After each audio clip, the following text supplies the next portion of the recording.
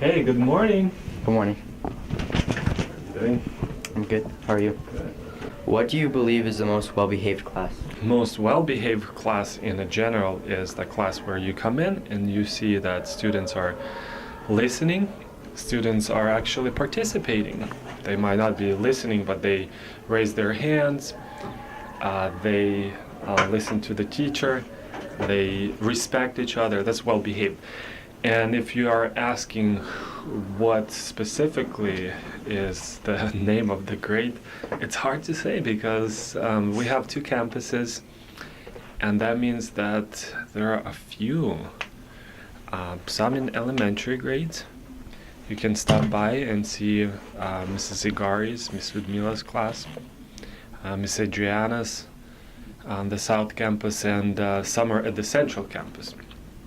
Obviously, the most well-behaved class is the 9th grade, right? You're smiling. It's a hard question. Where will most of the money go for chapel? So we do have chapel offerings, and this is such a blessing because we can make decisions every quarter. For many years, we actually pray, consult with a school pastor. We ask for the needs in Ukrainian orphanages. So it's different every quarter, but our goal is to always find a ministry with the children, ministry for the families that have needs.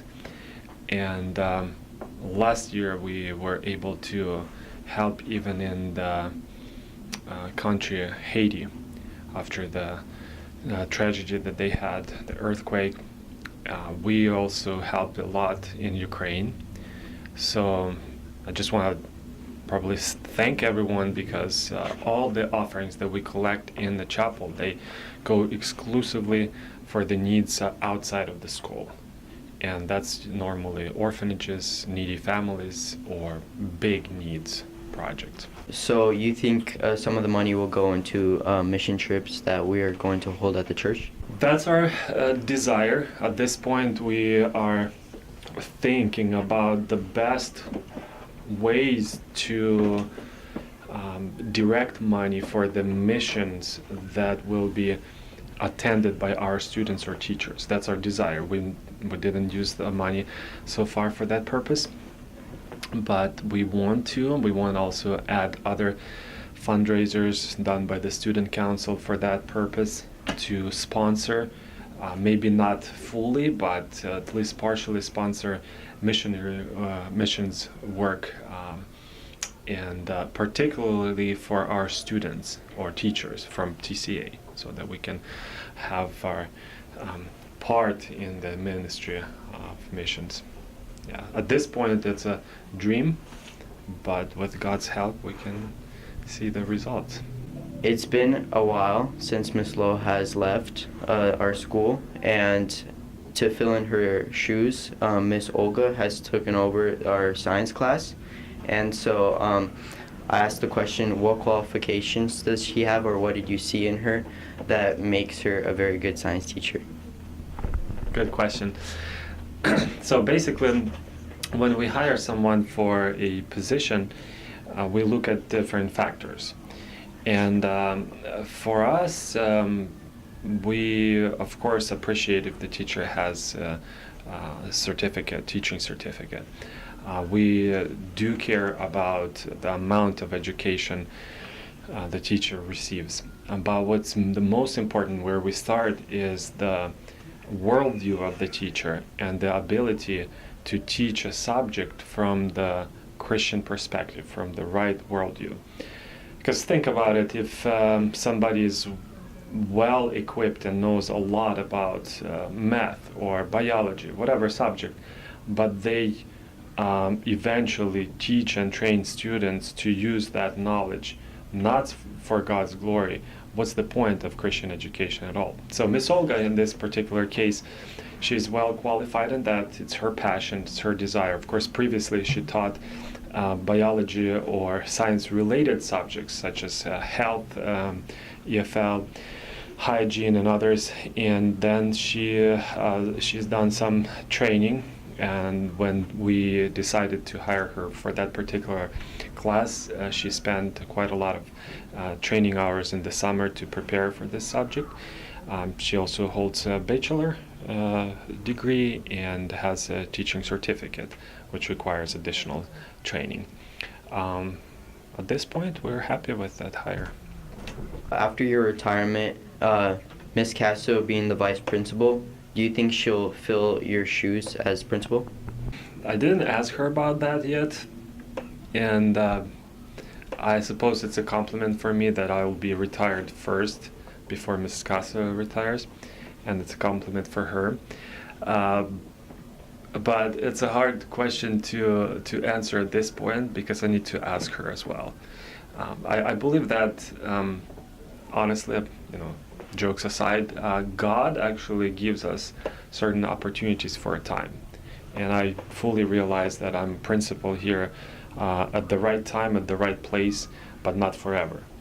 So whenever God leads me or anybody else to a different place, He will find a replacement. He will find a person who will continue the ministry.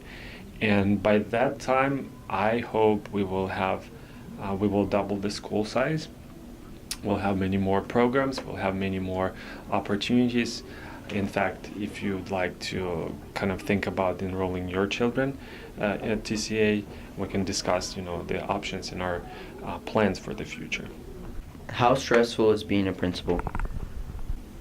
It is a stressful job, but I guess I'll just be honest.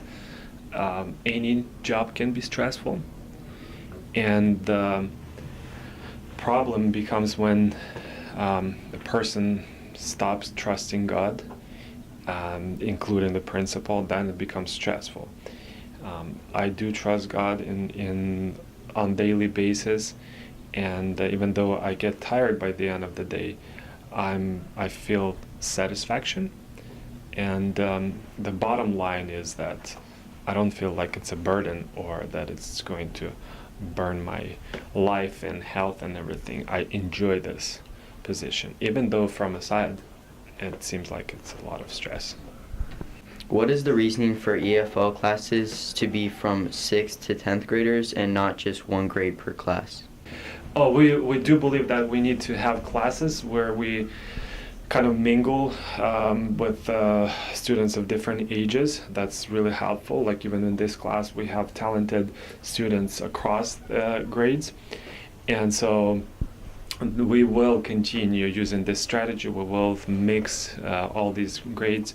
We believe that if we offer a subject for the grade level, then it's either because 6th graders don't have prior knowledge and only 10th graders can learn biology, for example, or otherwise it becomes isolated. 10th graders, they become their own world, and 9th graders their world, and so on.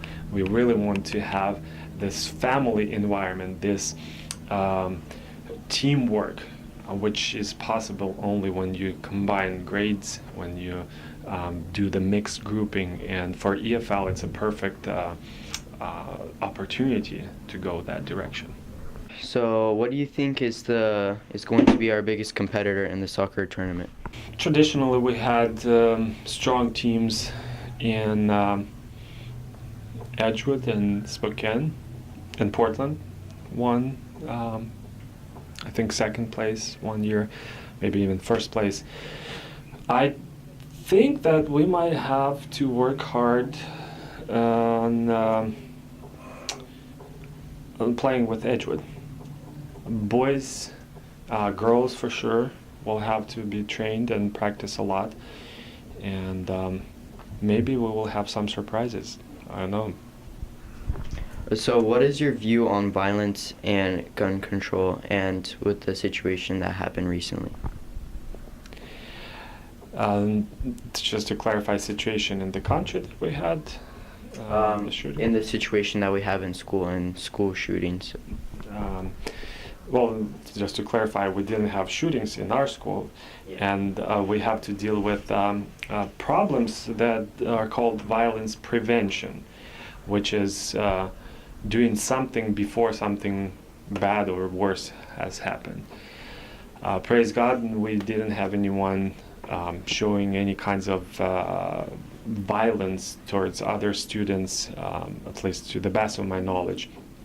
But we do take seriously safety of the students and the teachers. And we believe that we need to train students, train teachers and parents, and just educate them on what is the serious topic. So if safety is a serious topic, we will not tolerate jokes. We will not tolerate any kind of inappropriate humor regarding something that is serious. Our position is to investigate any even suspicious behaviors and to make sure that our buildings, our students, and everything is safe. To better the safety of students and teachers, do you think having metal detectors installed in the school will help? Not in our case. There are different factors, but we believe that we are not just organization, any kind of business organization. We're a Christian, a body of Christians, and we're a community that have higher standards and values, and that is not enough to provide all the safety that we need, but that's a huge factor. So at this point, we're not even considering metal detectors, but we will obviously increase monitoring, supervision, and safety for the students. Thank you for your time. Awesome. Thank you so much for the questions. Those are really valuable questions, and I hope that we will actually have another session maybe. Thank you so much. Thank you. We appreciate it.